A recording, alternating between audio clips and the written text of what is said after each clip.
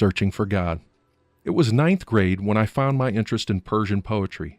I had an interest in classical poems which taught a kind of ascetic philosophy called irfan. Some Iranian poets encourage meditation on the original condition of man's relationship with God prior to his fall. This method of exploring thoughts and feelings through a simple lifestyle was meant to bring man closer to God. The irfan encourages a life of deprivation and isolation, and encourages a critical mindset towards secular and religious leaders who promote religiosity and hypocrisy. The irfan encourages people to attain a life of purity and love. It also condemns the killing of all life forms, even an ant.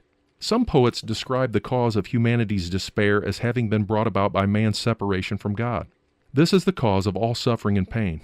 In Iran, people esteem such poets as those who are able to reach God because they have preferred a simple life. The reason that Jesus is revered in Iranian poetic culture is because of his simplicity and his sacrificial love. Jesus Christ has served as the greatest of all models of inspiration of this ascetic style of poetry. Why? He did not own anything, not even a pillow, while he was in this world. This embodies humility and unconditional love in its purest form. This is yet another example of how God has left his witness in the culture of those who were not searching for him.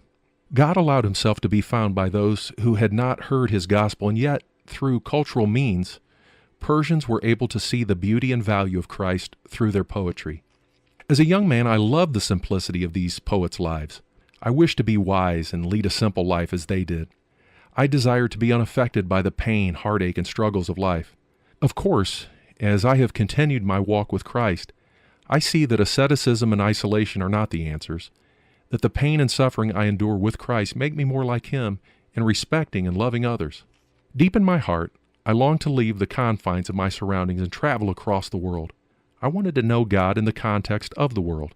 Somehow, I imagined that as my horizons expanded, so would the simplicity and purity of my relationship with God. I wanted to enroll in a different high school where I could major in Persian literature and poetry, paving the ground in myself for more investigation in the future and establishing myself as a noble spiritual man in irfan. My family's financial constraints prevented me from making such a move. Ultimately, I limited myself to desires of reaching out into the world and discovering the spirituality that I felt I had lost somewhere.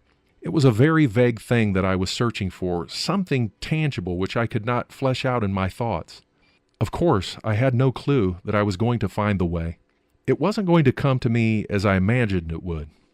My family life, along with its particular struggles, did not allow me any extra time to pursue irfan or to study the lives and philosophies of the ancient poets in any depth.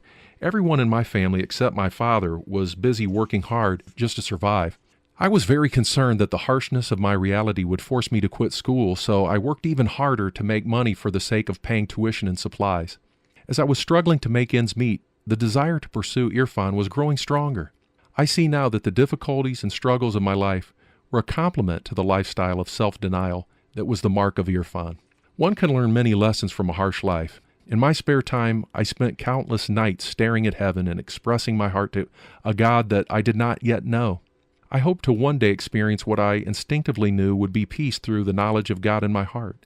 I did not yet have enough knowledge of Islam to be able to understand whether the desires of my heart were in line with Islam's doctrine, but I was thinking in my heart that I could go to God, that I could reach him if I tried hard. I didn't know that my sin created a wall between me and God and separated me from him. Nor did I know that I was unable to bring this wall down and reach God.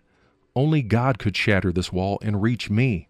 All of my understanding of God was what my imagination had concocted. I thought that if I tried my best, he would help me to reach to him. Of course, any time I thought about barriers, I felt helpless.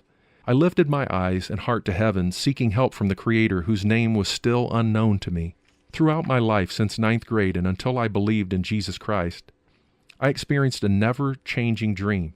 I was flying through the sky, and an unknown voice always warned me, "Do not look down to earth, look at heaven always, or you will fall and die."